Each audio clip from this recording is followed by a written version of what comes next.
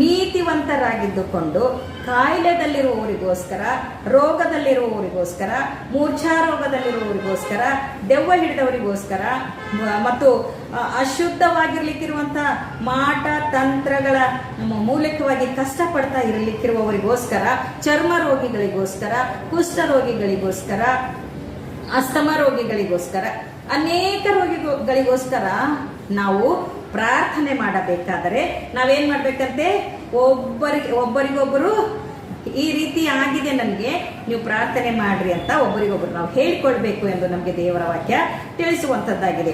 ಆದ್ದರಿಂದ ನೀವು ಕಾಮೆಂಟ್ನಲ್ಲಿ ನಿಮ್ಮ ಪ್ರಾರ್ಥನಾ ಮನವಿಯನ್ನ ಅಲ್ಲಿ ಸಲ್ಲಿಸುವಾಗ ನಮಗೆ ತಿಳಿಯುತ್ತೆ ಯಾವ ವಿಷಯವಾಗಿ ಯಾರಿಗೋಸ್ಕರ ನಾವು ಪ್ರಾರ್ಥನೆ ಮಾಡಬೇಕು ಎಂದು.